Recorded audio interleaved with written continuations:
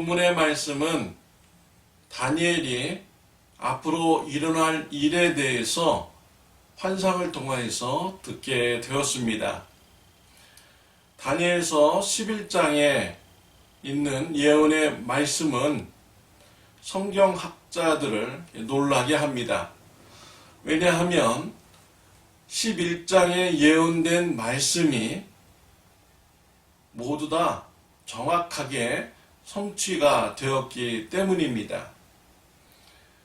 성경학자 어떠한 사람들은 이러한 사실을 믿기가 힘들어서 후대에 사람들이 11장을 기록하여서 삽입하였다라고 이렇게 주장하는 사람들이 있습니다. 그럴 정도로 11장의 말씀이 정확하게 모두 다 성취가 되었습니다. 다니엘서 11장은 BC 5세기에 기록된 것으로 사회 문서를 통해서 증명이 되었습니다. 하나님께서 다니엘을 통해서 미리 예언하셨고 성취하신 것입니다. 1절 말씀에 보면 내가 또 메대 사람 다리오 원년에 일어나 그를 도와서 그를 강하게 한 일이 있었느니라 라고 했습니다. 다니엘서 11장의 배경을 말하고 있는 것이죠. 다리오 왕 원년에 다니엘이 하나님으로부터 앞으로 일어날 일에 대해서 듣게 된 것입니다. 2절에 보면 바사왕 네 번째 왕이 세워지는데 그는 심히 부요한 왕이다 라고 했습니다. 헬라 나라를 공격한다 라고 하였습니다. 누구를 말하는 것입니까? 에스더의 남편 페르시아 왕 아하수르 왕을 말하는 것이죠. 그런 페르시아의 네 번째 왕으로서 다른 어떤 왕들보다도 아주 부유한 이런 왕이었습니다. 그런 100만 대군을 만들었습니다. 그래서 헬라 나라를 공격하였습니다. 전쟁에서 패배하게 됩니다. 이 일로 인해서 페르시아가 바사라는 나라가 기울어지게 되는 그런 계기가 됩니다. 또 3절 4절에 보면 능력 있는 왕이 나온다고 했습니다. 그 나라가 갈라져서 천하 사방에 나누어진다고 했습니다.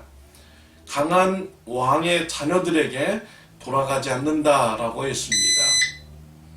헬라 나라의 알렉산더 왕을 말하는 것입니다. 그는 인도까지 정복하였습니다. 정복을 한 후에 돌아와서 술파티를 열다가 그런 갑작스러운 죽음을 맞이하게 됩니다. 그는 후계자를 정하지 못합니다. 강한 자가 통치할 것이다 라는 유언을 남기게 됩니다. 이 일로 인해서 4명의 장군들이 강한 자가 되어서 나라를 통치하려고 서로 다투게 되죠. 4개의 나라로 갈라지게 되었습니다.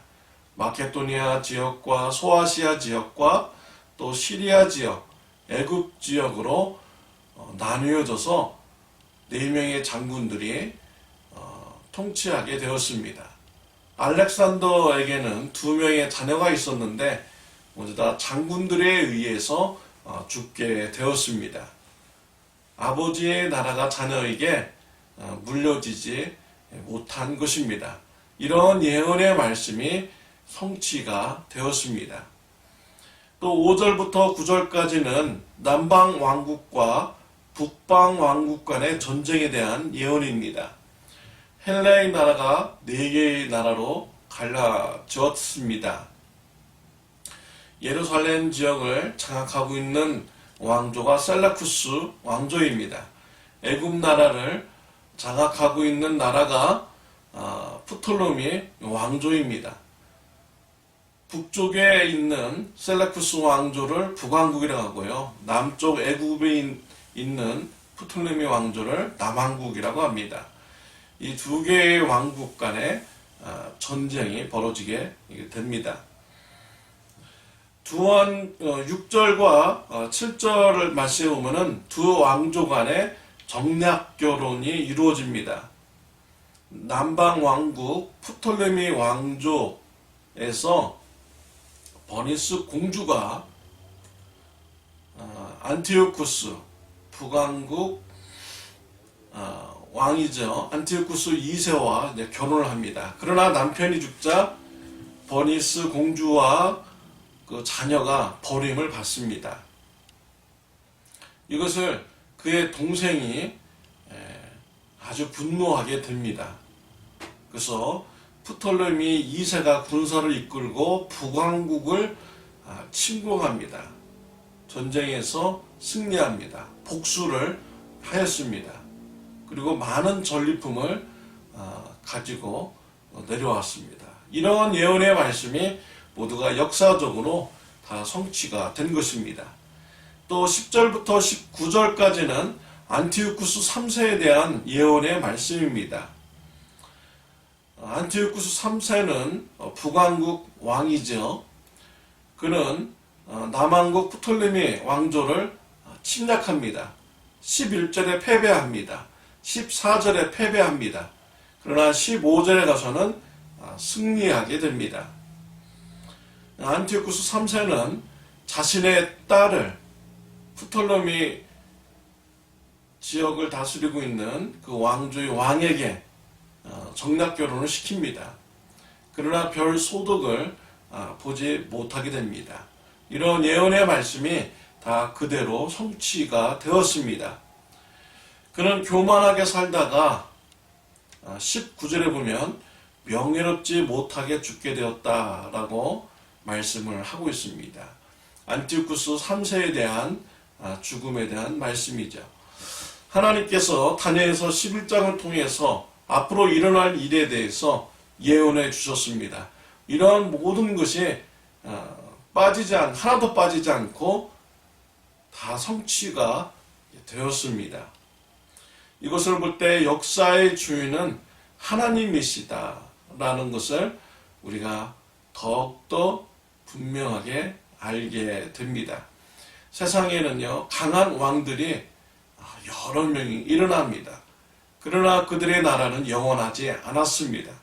그들은 죽었고 그들의 나라는 모두가 다 멸망당했습니다. 오직 하나님만이 영원하시고 하나님 나라만이 영원한 것입니다. 그래서 우리가 누구를 의지하고 누구를 따라야 되고 누구를 두려워해야 되겠습니까? 오직 하나님만을 두려워하고 하나님만을 바라보는, 하나님만 섬기는 이런 신앙생활을 해야 되는 것입니다.